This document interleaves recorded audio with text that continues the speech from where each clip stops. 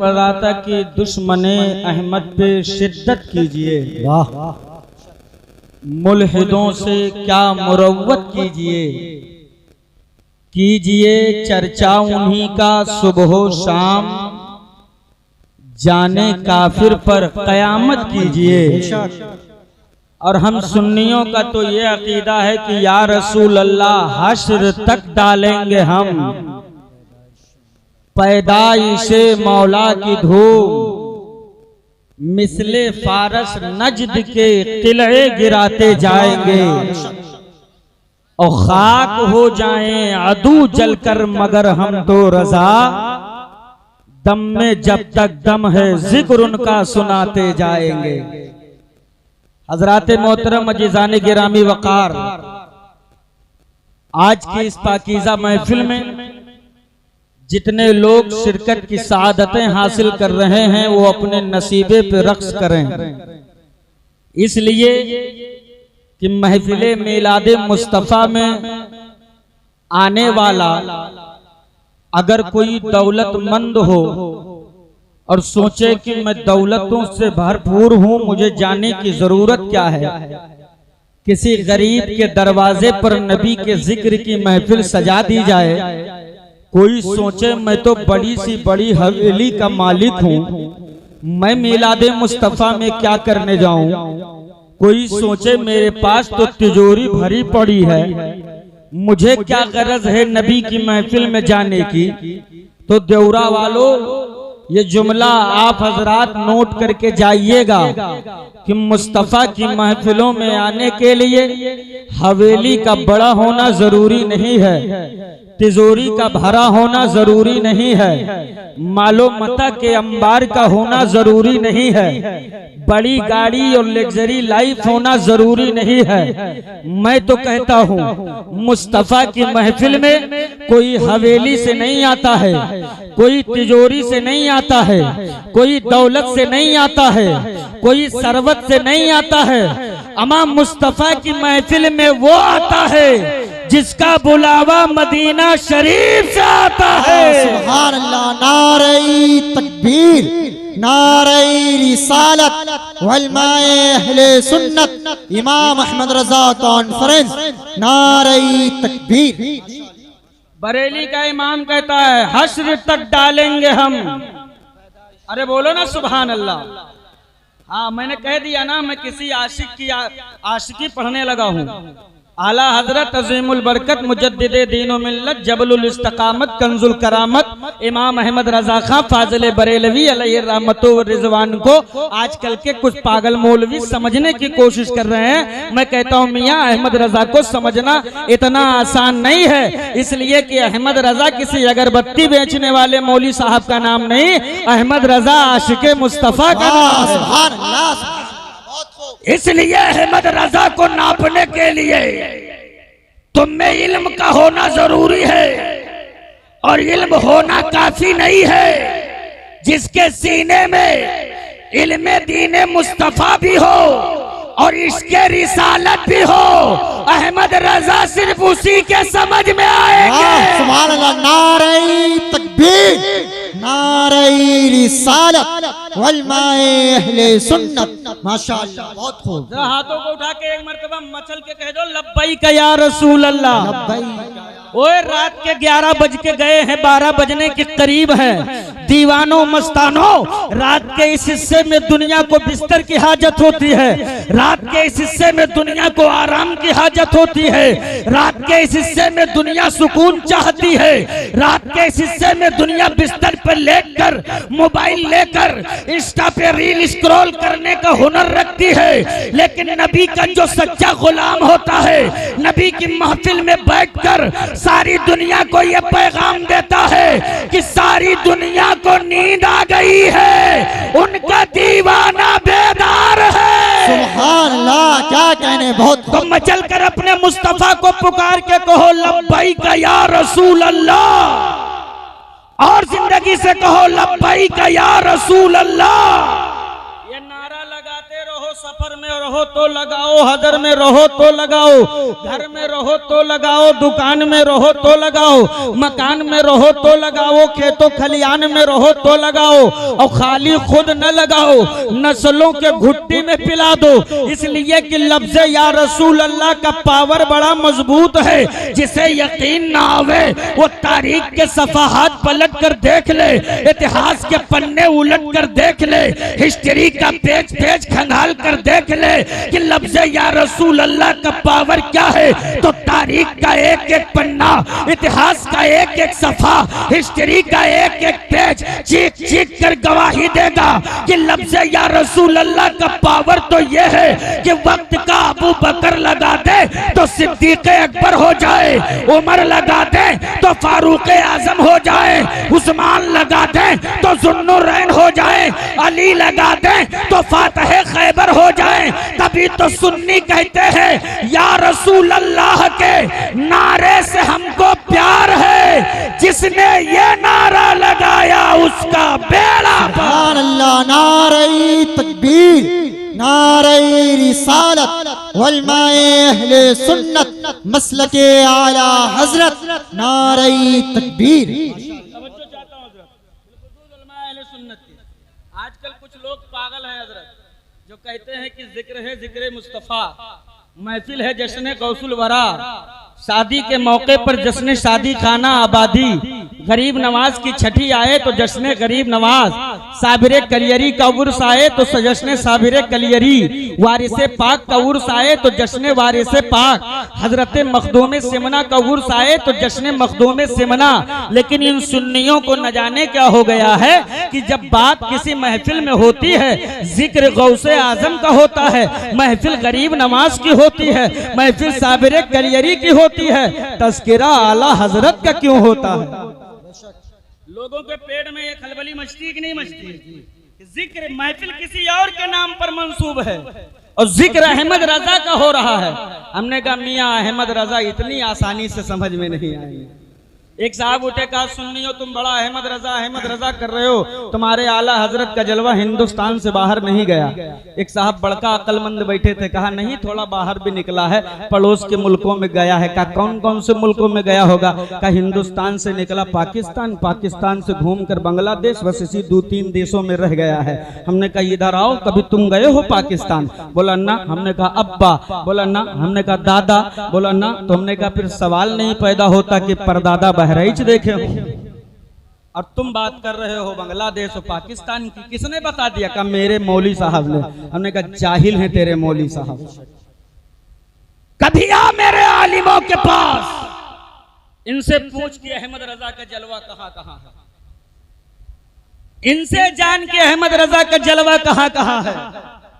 किसने बता दिया? कि मेरे मौली साहब ने। हमने कहा मेरे आलिमों की बारगाह में बैठ, ला करके हमने तमामी उलमा अहले सुन्नत की बारगाह मुक़द्दसा में बिठा दिया। हमने कहा हजरत बड़ा परेशान है, ये कहता है अहमद रजा का जलवा हिंदुस्तान, पाकिस्तान, अफगानिस्तान में रह गया है, इससे आगे निकल कर नहीं गया, पड़ोस ही के मुल्कों तक महदूद रह गया है। जरा आप बताएं कि आला हजरत का जलवा कहाँ कहाँ है? देवरा वालों यहीं से मुझे अंदाजा करना है कि मुझे तकरीर कितनी देर करनी है। हमने कहा हजरत आप बता दीजिए कि आला हजरत का जलवा कहां कहां है, इसको समझा दीजिए कि आला हजरत का झंडा कहां कहां लहराया जा रहा है। मेरे आलिमों ने बताना शुरू किया, मेरे रहमान अहमद रजा का जलवा खाली हिंदुस्तान तक महदूद नहीं है, पाकिस्तान तक महदूद नहीं है, बांग्लादेश तक महदूद नहीं है, बल्कि मेरे रजा का जलवा वो हिंदुस्तान, पाकिस्तान, अफगानिस्तान, तुर्किस्तान, चीन, Japan, Bhutan, Sudan, Oman, Iran, Iraq, France, Yemen, Qatar, England, Poland, Finland, आइलैंड, थाईलैंड, नेपाल, श्रीलंका, सिंगापुर, अरब, कुवैत, सीरिया, मलेदु, कोरिया,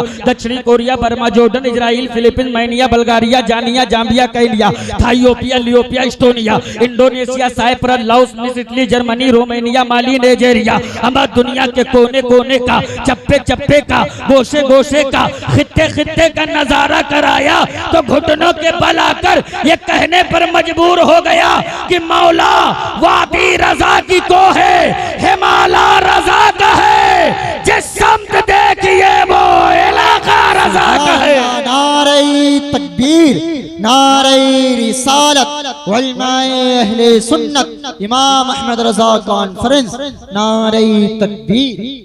हाथों को उठा के कहो लब्बैक या रसूल अल्लाह, और जिंदगी से कहो लब्बैक या रसूल अल्लाह।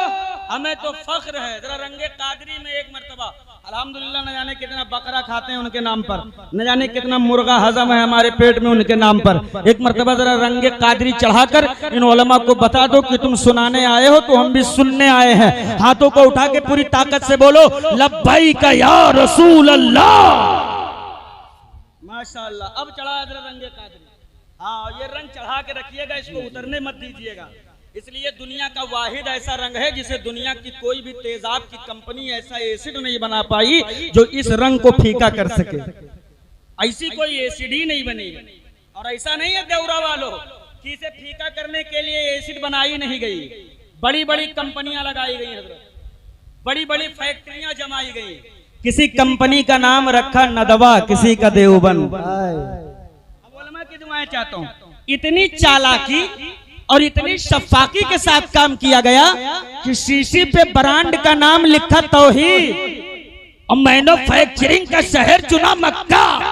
सोचा था कि तौहीद के नाम पर मक्के की मोहर लगा दूंगा तो रंगे कादरी फीका पड़ जाएगा, लेकिन जब बगदाद की सरजमीन से अतामों का सूरज निकला तो बरेली में अहमद रजा पैदा कर दिया। सुभान अल्लाह, सुभान अल्लाह, बहुत खूब, वाह, सुभान अल्लाह। और बता दिया कि अहमद रजा की लिबर्टी में हर माल का जांच होगा। अहमद रजा के सर्चिंग होम में हर नुस्खे पर रिसर्च होगा, कोई बच के नहीं जाने पाएगा।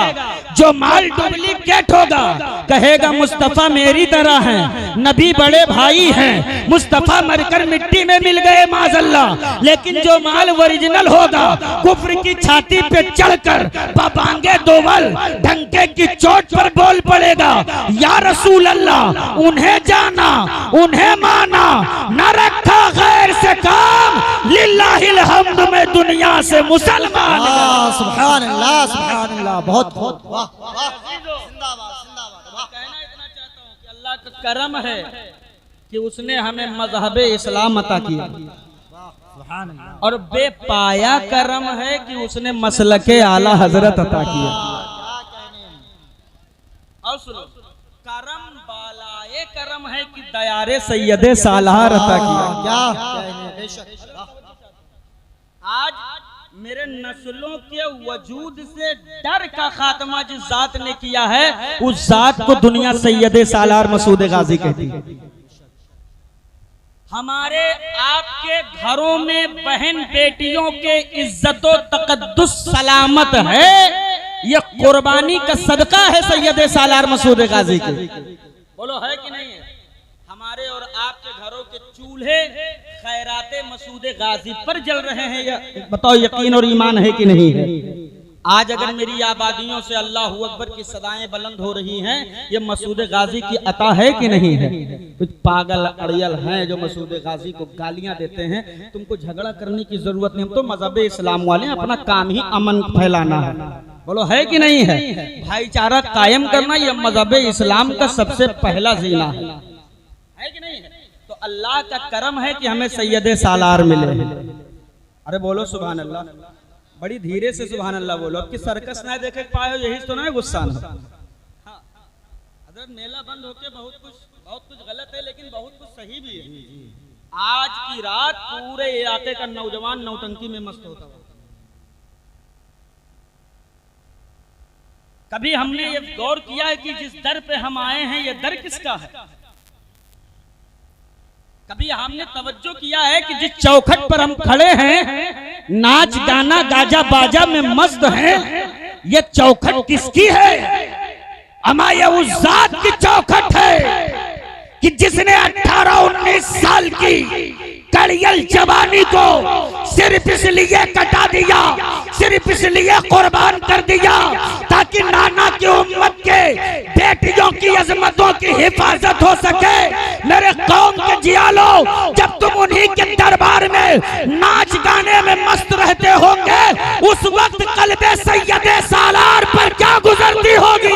वाह नारे तकबीर, नारे रिसालत, वाह सुभान अल्लाह, सुभान अल्लाह, बहुत बहुत माशाअल्लाह माशाअल्लाह। बस हम ये कहते हैं हम पर कोई मुसीबत आ जाती है तो एक साहब ने तो हमसे यहाँ तक कह दिया, हजरत लागत जत्ते बाबा है सबके शक्ति खत्म हो गए।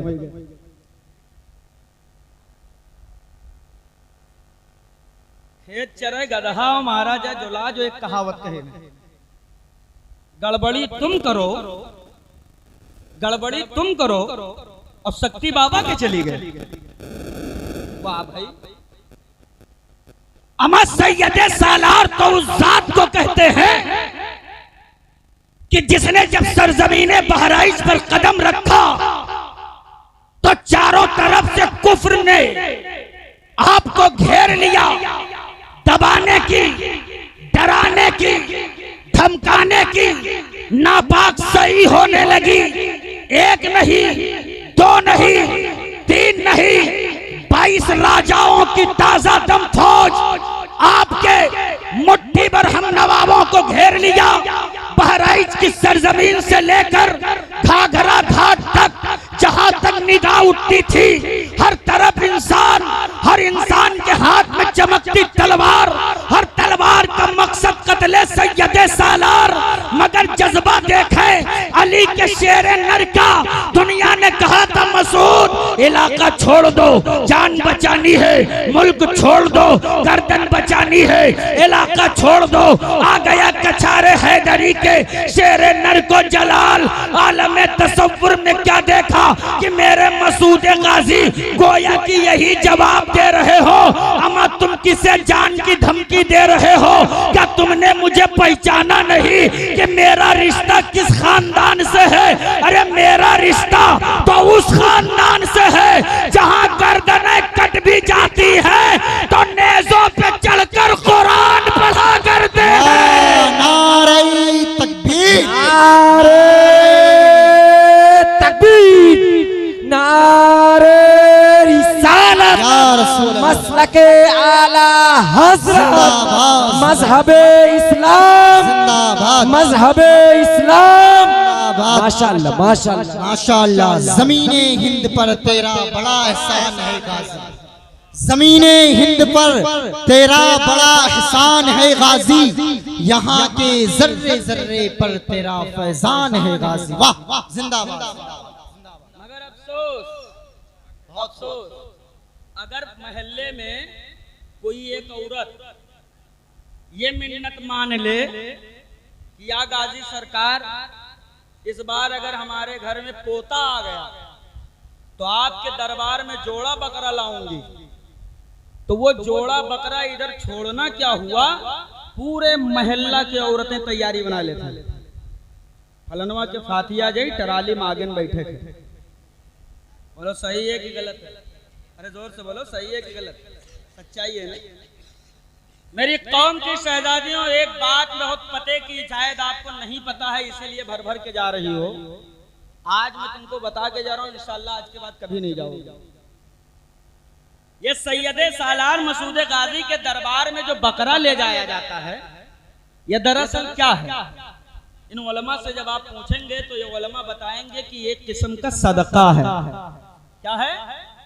अरे जोर से बोलो ना। सदका है। अब देखिए, सदका का हक होता है गरीबों का।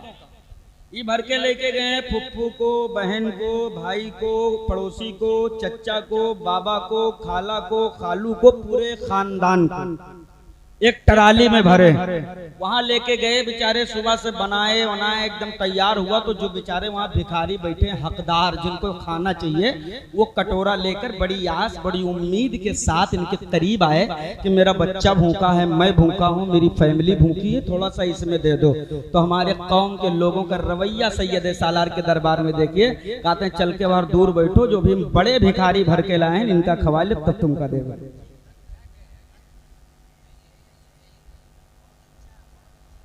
ये सदका क्या है? सदका है सदका।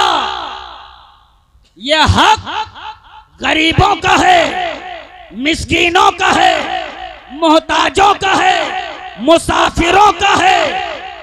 आप बताइए कि आपके रिश्तेदार आपको जब भी दावत दें तो आप उनसे पूछ लीजिए कि आप हमें दावत पर ले जा रहे हो तो क्या समझ कर ले जा रहे हो।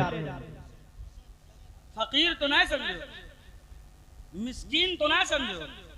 जब उसका जवाब मिल जाए तब टराली में पांव रखना। हद हो गई यार। अरे तुमने मिन्नत मानी है दरबारे गाजी में लेके जाओ, अदब से बनाओ, मोहब्बत से पार्सल करो, ना पार्सल करो, खिलाने का मिजाज है। तो जब तैयार हो जाए तो जो सैयदे सालार के दयारे पाक में मुसाफिर घूम रहे हैं, ये मत समझिए कि ये बस्ती का है, ये देवरिया का है, ये गोंडा का है, ये बंबई का है, ये फलाना है, ये ढकाना है, हमसे इससे क्या रिश्ता, ये तो भिखारी है, इसका हाथ कटा है, इसका पैर कटा है, ये गूंगा है, ये पागल है, इनको खिलाने से क्या होगा। तेरी नजर में पागल होगा, तेरी नजर में अंधा होगा। मोहब्बत की निगाहों से देख, उनके दरबार में रहने वाला हर बंदा सैयदे सालार मसूद गाजी का मेहमान है। उनका मेहमान समझकर अदब से लेकर आओ, छिड़को नहीं, मोहब्बत से बिठाओ, प्यार से खिलाओ। अल्लाह के इज्जत की कसम खा के कहता हूँ, जिस दिन तुमने उन गरीबों को इज्जत से खिलाया, उनका लुकमा हलक से नीचे बाद में उतरेगा। तेरा तोहफा मसूद गाजी पहले कबूल फरमा लेंगे। सुभान अल्लाह, सुभान अल्लाह, क्या कहने, बहुत खूब, माशाअल्लाह, माशाअल्लाह। तो ये तमाम कुर्बानियां किस लिए, ताकि उम्मत महफूज रहे। हजरत तवज्जो चाहते हैं, अल्लाह का करम है। ए भैया बैठ जाओ या तो चले जाओ। हम असल में हमारा कनेक्शन मजबूत होगा तो माल सप्लाई होगा। जहाँ कनेक्शन कटा हम बैठ जाएंगे। 10-15 मिनट और सुनिए, उसके बाद इंशाल्लाह भाई नसीम अख्तर तुलसीपुरी को आपको समाप्त करना। जरा एक मरतबा मोहब्बत से कहते सुभान अल्लाह। तो मैं अर्ज़ कर रहा था, अल्लाह का करम है। अल्लाह ताला कादिर मुतलक है कि नहीं है? किस किस का अकीदा? सबका अकीदा है माशाअल्लाह। अल्लाह कादिर मुतलक है ना, वो जो चाहे कर सकता है। बोलो कर सकता है कि नहीं कर सकता? जो चाहे कर सकता है। अल्लाह ताला चाहता तो हमें और आपको कीड़ा मकोड़ा, जानवर, गाय, बैल, भैंस, पगलाया हुआ सांड, जो चाहता बनाकर पैदा कर देता। ये उसके कब्जो अख्तियार में है। लेकिन उसने हम पर करम किया, हमें जानवर नहीं बनाया, नाली का कीड़ा नहीं बनाया। अल्लाह ने हम पर करम बालाए करम किया, हमें हजरत इंसान बनाया है। क्या बनाया है? हजरत इंसान। सबसे बेहतर मखलूक इंसान है। अशरफुल मखलूकात तुम्हें कहा गया। अल्लाह ने तुमको अशरफ बना करके भेजा है, सबसे बेहतर बना करके भेजा है। मैं आपसे पूछना चाहता हूँ, हमने अपने रब से जब मांगा, जितना मांगा, जैसा मांगा, अल्लाह से जब मांगा तब मिला, जितना मांगा बढ़ के मिला, जैसा मांगा बेहतर मिला। जो मांगा सब कुछ मेरे रब ने हमें अता किया। किस चीज की कमी है मेरे पास? अल्लाह तबारक ताला ने हमें जब भी दिया सबसे बेहतर अता किया है। हमें मखलूक बनाया तो सबसे बेहतर मखलूक हजरत इंसान बनाया है। हमें दीन दिया तो तमाम मजहब में अफजल हमें मजहब इस्लाम अता किया है। हमें किताब दिया तो तमाम किताबों में अफजल हमें कुरान अता किया है। और अपने नसीबे पे नाज करो, हमें नबी दिया तो तमाम नबियों का ताजदार अता किया है। क्या कहने, ताजदार अता किया। तवज्जो चाहता हूँ यहाँ से एक जुमले, अल्लाह ने हमें जो कुछ मांगा सब दिया, मगर हमने अपने रब के लिए क्या किया? मैं बस आप तक उतर के 5-10 मिनट गुफ्तगू करना चाहता हूँ। हमने अपने रब से जैसे जैसे मांगा, मेरे रब ने वैसे वैसे अपने बंदों को अता किया है। हाँ, मुझे क्या नहीं मिला है? इज्जतों का अमामा हमें मिला है, तकद्दुस की पगड़ी हमें मिली है। हाँ, इज्जत और तकद्दुस की दस्तार हमारे सर सजाई गई है। मगर अफसोस सद अफसोस, आज इस्लाम के बेटों को क्या हो गया? अपने इज्जतों की दस्तार उतार दिया हमने, गैरों के जूतियों में ला के रख दिया हमने। आज इज्जतें कहाँ तलाशी गई है? मस्जिदों से दूर भाग लिए हमने, मदरसे से दूर हो गए हम सब, आलिमों का दामन छोड़ दिया हमने, खानकाहों की चौखट से दूर हट गए हम। आज इज्जतें कहाँ तलाशी गई है? किसी ने शराब के प्याले में तलाशी है, किसी ने सुलगते चिलम में तलाशी है, किसी ने ताश के पत्ते में तलाशी है, किसी ने नाचने वालियों के ठुमकों में तलाशा है, किसी ने जहेज के कटोरे में तलाशा है, किसी ने बारात की नौटंकी नौटंकी में तलाशा है, किसी ने 2.5 कुंटल हड्डी खोरी में तलाशा है। लेकिन माफ कीजिएगा जौरा के जिंदा दिल मुसलमानों, इज्जत शराब के प्याले में नहीं है, सुलग के चिलम में नहीं है, ताश के पत्तों में नहीं है, जहेज के कटोरे में नहीं है, सुलग के चिलम में नहीं है। अरे इज्जत तो हसनैन के नाना की चौखट पर है। लेना है तो आप पलट कर झुका दे सर को, कहते या रसूल अल्लाह मैं मुजरिम हूँ आका, मुझे साथ ले लो कि रास्ते में है जा बजा। नारे तकबीर, नारे रिसालत, इमाम अहमद रजा कॉन्फ्रेंस, ख्वाजा का हिंदुस्तान, नारे तकबीर, माशाअल्लाह, जिंदाबाद। अफसोस दिल के फफोले जल उठे सीने की दाग, वाह, इस घर को आग लग गई घर के चिराग से। दुनिया में कहा किसी माँ ने वो बेटा जना था कि इस्लाम की अजमत पे पत्थर चलावे। अजमत इस्लाम पे पत्थर सबसे पहले तेरी और मेरी बस्तियों से चला है। आज ये बच्ची के विलादत के मौके पे जिक्र रसूल की महफिल है। अगर लड़का पैदा हो जाए तो 3 कुंटल लड्डू बंटवाया जाता है और मोहल्ले के लोग बहुत जोर जोर से कहते हैं फलाने मुबारक हो, तुम्हारे तो अपाची का इंतजाम होगा। अरे बोलो सही है कि गलत है? और लड़की पैदा हो जाए तो मुंह जैसे करेला का आवाज। घर के औरतें तो कहती हैं, सास होती ना कहती भवानी। अरे उनसे पूछो कब हूँ तुम हो भवानी रही हो, बिटिया बन के तुम हो पैदा भई हो। ये आलम मेरे कौम में होता है।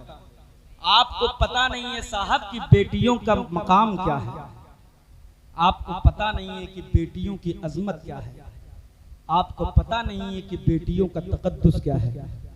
बेटी तो वो अजीम नेमत है साहब, बेटी तो वो अजीम नेमत है कि औलादें, ये बेटों पे जो लोग इतराए फिरते हैं ना, बाप बीमार हो जाए और बीमारी के आलम में बिस्तर पर लेट जाए तो बाप बार बार कहता है मेरे बेटे को बुला दो, तो वहीं बंबई से कहता है कैसे चले आए, इतना काम है, इतना सीजन चल रहा है, कैसे चले आए, छोड़ छाड़ के हम नहीं आ पाएंगे, नहीं आ पाएंगे।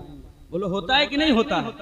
और जैसे ही सुनता है कि अब्बा की रूह कब्ज़े उनसरी से परवाज कर गई, अब भैया जिनको टाइम नहीं था ना वो फ्लाइट का टिकट निकलवाते हैं, रखे रहो चाहे बॉडी सड़ जाए मगर हमका आ जाए। माफ कीजिएगा ये तल्ख हकीकत है। ये एक बेटे के दिल में अपने बाप के लिए मोहब्बत है, मगर बेटी का वो मकाम है साहब कि मायके में रहे वो, एक रोटी तवे पर हो, एक रोटी चौकी पर हो, रोटी का कुछ हिस्सा हाथ में हो, आटा उसी बर्तन में हो, और कोई अचानक आकर के कह दे कि तेरे बाप का इंतकाल हो गया है। कसम खुदा की वो बेटी तवे की रोटी तवे पे, चौकी की रोटी चौकी पे, हाथ का आटा जमीन पर, जो बर्तन में है वो बर्तन में, हाथ पानी के हवाले न किया, अपने ही चादर से सांस साफ करते हुए, रोते हुए, बिलखते हुए, चीखते हुए, चिल्लाते हुए अपने बाप के दरबारे मोहब्बत में पहुंचती है। जैसे ही उसका कदम गांव की सरहदों में पड़ता है, पूरा इलाका समझ जाता है ये आने वाली कोई आम औरत नहीं, ये मरने वाले की बेटी आ रही है। क्या कहने, बहुत ये एक बेटी का दर्द है साहब।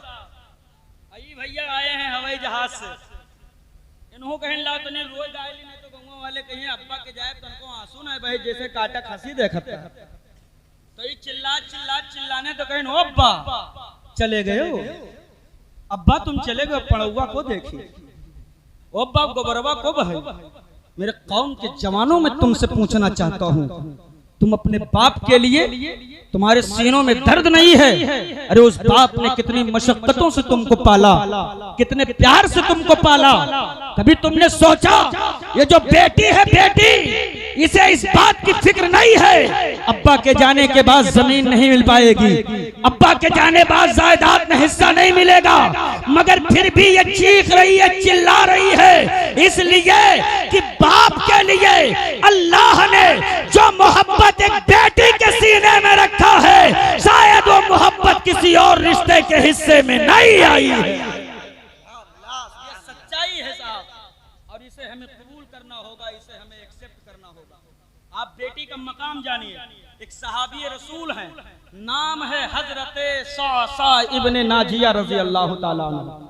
ये हुजूर की बारगाह में तशरीफ लाए, हालत कुफ्र में थे, मुस्तफ़ा जाने रहमत की बारगाह में आए, दस्ते नबूवत में अपना हाथ दिया, मुस्तफ़ा की बारगाह में कलमा पढ़ा, मुसलमान हुए। जब मुसलमान हो गए ना, तब हुजूर की बारगाह में, एक हदीस का मफहूम बयान कर रहा हूँ, हुजूर की बारगाह में खड़े हुए, कहा या रसूल अल्लाह अलैहिस्सलातु वस्सलाम, कुछ सवाल अर्ज करना चाहता हूँ। आका इरशाद फरमाते हैं, सासा कहो क्या कहना चाहते हो।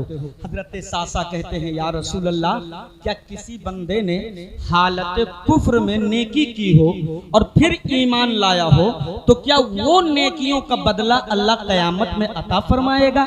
इतना कहना था तो मुस्तफ़ा मुस्कुराए। आका फरमाते हैं, सासा कौन सी नेकी तुमने की है जब हालत कुफ्र में थे, जिसका बदला तुम चाहते हो? अगर सीनों में दर्द है और बेटियों के लिए जर्रा बराबर मोहब्बत है, तो दिल की तख्ती पर एक एक जुमला नोट करके जाइएगा, और बेटी की अजमत व तकद्दुस और उनके एहतराम व एहतशाम पर मिलने वाले इनाम को गौर से सुन करके जाइएगा। हजरत सासा मुस्तफ़ा करीम की बारगाह में हाथ बांधे खड़े हैं, निगाहें नीची हैं, ताजदारे अंबिया जलवगर हैं।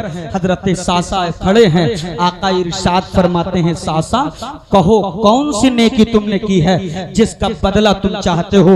हजरत सासा कहते हैं, या रसूल अल्लाह, मैं हालत कुफ्र में था, एक दिन मेरे 2 ऊंट गायब हो गए। आका मैं उन 2 ऊंटों को तलाश करने के लिए अपने घर से तीसरे ऊंट को सवारी बनाया, उस पर बैठा, मैं उस ऊंट की तलाश में निकला, ऊंट पर सवार था, तलाश करते करते जंगल के उस पार गया।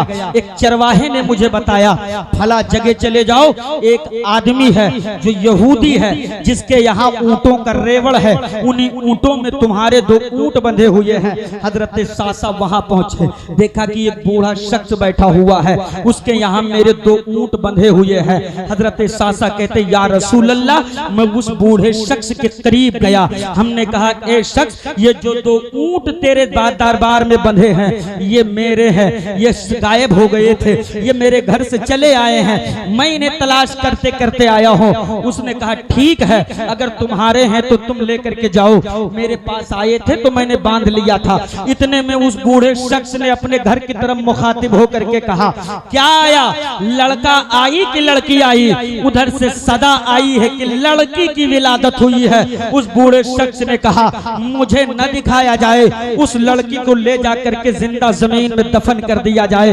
हजरत सासा कहते हैं, या रसूल अल्लाह अलैहिस्सलातु वस्सलाम, इतना सुन्ना था आका कि मेरे पैरों के नीचे से जमीन सरक गई। एक बच्ची जो अभी दुनिया में जिसने कदम रखा है, जिसका कोई गुनाह नहीं है, जिसका कोई कसूर नहीं है, जिसका कोई जुर्म नहीं है, आखिर उस बच्ची को जिंदा जमीन में क्यों दफन किया जा रहा है? आका मैं उस बूढ़े आदमी के करीब गया, हमने कहा, बता तो सही, इस बच्ची को क्यों जिंदा जमीन में दफन करने जा रहा है? कहा, सुनो, अगर बेटा होता तो हमारी समाज में हमारी इज्जत बढ़ाता, बेटा होता तो हमारे कबीले में हमारा नाम रोशन करता, बेटी ये जिल्लत और रुसवाई के सबब है, इसलिए इसे हम जिंदा जमीन में दफन कर रहे हैं। अब हजरत सासा का जुमला नोट करें, आका मैंने कहा, ये जो 2 ऊंट तेरे दरबार में बंधे हैं, तू इन दोनों ऊंट को ले ले और ये बच्ची को मेरे हवाले कर दे, इसे जिंदा जमीन में दफन न कर, इसे मैं वापस ले जाना चाहता हूँ। वो बूढ़ा शख्स लालची किस्म का था, उसने कहा, नहीं, सिर्फ 2 ऊंटों से काम नहीं चलेगा, तीसरे जिस पर तुम बैठ कर आए हो, ये तीनों ऊंट मेरे हवाले करके जाओ, तो ये बच्ची मैं तुम्हें दे दूंगा। हजरत सासा की आंखें अश्कबार हैं, अर्ज करते जा रहे हैं, मुस्तफा सुनते जा रहे हैं। सासा की आंखें ऐसे बरस रही है जैसे सावन भादों की बरखा बरसती है। सासा कहते हैं, या रसूल अल्लाह, मैंने उस बच्ची को लिया, सीने से लगाया, तीनों ऊंट उसके हवाले किया, बच्ची को घर लेकर आया, अपनी बांदी, अपनी गुलाम, अपनी खादिमा को मैंने बुलाया, बच्ची को उसके हवाले किया, हमने कहा दूध पिलाओ, दूध पिलाकर परवरिश शुरू हुई या रसूल अल्लाह। अब वो बच्ची धीरे धीरे बड़ी होने लगी। जब बच्ची थोड़ा सा बड़ी हुई, आका उस बच्ची को मैंने अपने गोद में लिया या रसूल अल्लाह। छोटे छोटे हाथ थे या रसूल अल्लाह, खूबसूरत सा चेहरा था ए मेरे आका, कितनी खूबसूरत निगाहें थी, कितनी कितनी कितनी खूबसूरत निगाहें थी आका। वो बच्ची जब मैंने उसे अपने गोद में लिया, कभी वो बच्ची मेरे सीने पे हाथ रखती, कभी उसकी उंगलियां मेरी दाढ़ी में फंस जाती, कभी वो मेरे सीने पर अपने पैरों को चलाकर खेलती या रसूल अल्लाह। उसका खेलना था आका कि मेरे दिल को सुकून मिल गया, मेरे कल्ब को तस्कीन मिल गया, मेरे रूह को जिंदगी मिल गई। और मैंने यह अहद कर लिया कि आज से जिन कबाइल में बच्चियां जिंदा जमीन में दफन होती हैं, मैं उनमें जाऊंगा, उन बच्चियों को बचा कर लाऊंगा, उन्हें जिंदा जमीन में दफन नहीं होने दूंगा। इतना कहकर सासा की हिचकियां बंध गई, सासा रोने लगे। जैसे ही सासा रुके हैं, कायनात के दूल्हा ने अपना सरे अनवर उठाया तो क्या देखा जा रहा है कि मुस्तफा की निगाहें नबूवत बरस रही है।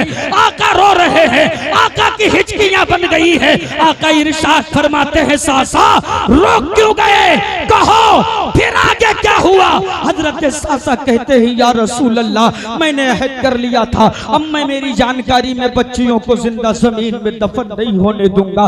मैं जिन कबीले में पता लगाता बच्चियां पैदा हुई हैं, या रसूल अल्लाह 3 ऊंट देता था, बच्ची को लेकर आता था, 3 ऊंट देता था, बच्ची लेकर के आता था। आका आज आपका खादिम, आपका गुलाम, ये सासा जिसकी हवेली में 1 नहीं 2 नहीं 3 नहीं, या रसूल अल्लाह 360 से ज्यादा बच्चियां ऐसी हैं जिन्हें आपके गुलाम ने बचाया है, जिनकी जिंदगी की हिफाजत की है या रसूल अल्लाह, जिनकी परवरिश में कर रहा हूँ या रसूल अल्लाह। क्या उसका बदला कयामत में मेरा रब मुझे अता करेगा? क्या इसका अजर अल्लाह मुझे अता करेगा? कायनात के दूल्हा ने सर उठाया है, मुस्तफा खड़े हुए हैं, आका ने अपनी बाहों को यूं फैलाया है, नबी ने हजरत सासा को आगे बुलाया है, अपने नबूवत वाले सीने से सटा लिया है। मेरे मुस्तफा फरमाते हैं, ए सासा अब और क्या बदला चाहिए? या उन्हीं बच्चियों के कदमों की बरकत है कि तुम अभी तक कुफ्र के अंधेरे में जी रहे थे, अल्लाह ने तुम्हें ईमान का उजाला अता कर दिया। नारे तकबीर, नारे रिसालत, वलमाए अहले सुन्नत, इमाम अहमद रजा कॉन्फ्रेंस, नारे तकबीर, नारे रिसालत। सासा तुम किस इनाम की बात कर रहे हो? ये उन्हीं बच्चियों के कदमों की बरकत है सासा कि अल्लाह ने तुम्हें ईमान का उजाला अता किया है, मजहब इस्लाम अता किया है, शरीयत इस्लाम की रोशनी अता की है। और ये सासा, ये तो रहा दुनिया का इनाम, अब सुनो उक़बा का इनाम। कल क़यामत के दिन अल्लाह ताला तुझे इस बच्चियों के सदक़े में ऐसा ताज अता करेगा कि जब तेरे सर पर सजाया जाएगा तो अहले महशर देखकर दंग रह जाएंगे। ये कौन जा रहा है जिसको इतना हसीनो जमील ताज अता हुआ है? चाहता हूँ, आज जब हमारे घर में बच्चियां पैदा होती हैं, हम अपना मुंह बिगाड़ लेते हैं, हम दिल ही दिल में मगमूम हो जाते हैं। अब क्या होगा, कैसे होगा? मेरे अजीजों, ये उलमा बैठे हैं, बड़ी जिम्मेदारी के साथ जुमला अर्ज करके जा रहा हूँ। जिस बंदे ने के घर में 3 बच्चियां पैदा हुई, उनकी किफालत किया, उनकी परवरिश की, उन्हें पाला, उन्हें जवान किया, इज्जत के साथ उनकी शादी करके अपने घर से रुखसत कर दिया। आका फरमाते हैं, कयामत के दिन अल्लाह ताला उन बच्चियों के सदके में उसकी मगफिरत फरमा देगा। हक है। आप अंदाजा लगाइए ना साहब कि बेटियों का मकाम क्या है।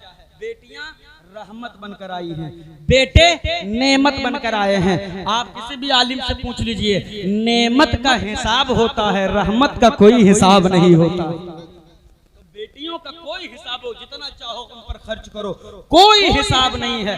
आप घर से बाहर आते हो, बाहर से घर आते हो ना, देखो बेटे बैठे होते हैं एकदम बिल्कुल जवान हट्टी कट्टा, मगर वैसे इल्ला माशाअल्लाह, वरना किसी का बेटा उठ करके पानी ला करके बाप को नहीं देता है। वो बेटियां तन्हा ऐसी जात है साहब कि बाप का कदम घर की दहलीज में पड़ता है, बाप सिर्फ खांसता है, सिर्फ बाप ठिठकियां लेता है, आवाज का इजहार करके बताता है कि मैं घर में आ गया हूं, बैठता बाद में है।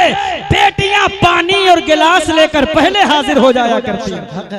अब्बा प्यासे होंगे, अब्बा को प्यास लगी हो लिहाजा मैं बस इतना अर्ज करना चाहता हूं, अपने बेटियों की अजमतों को समझो। और एक बात याद रखिएगा साहब, बेटियां यकीन मानिए कि जिस घर में पैदा होती हैं बरकतों का नुज़ूल होता है।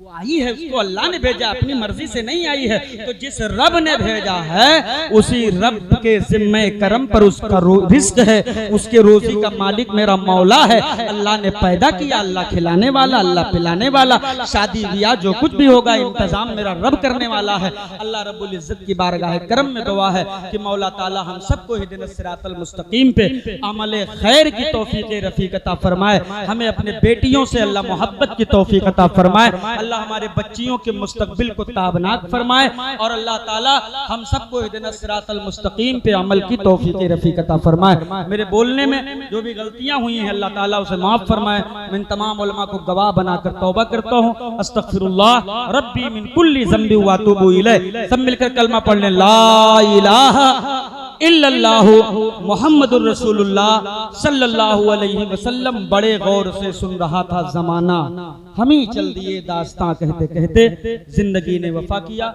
सांसों में साथ दिया। फिर कभी मुलाकात होगी तो इंशाअल्लाह तफसीली गुफ्तगू होगी। अस्सलामु अलैकुम व रहमतुल्लाह।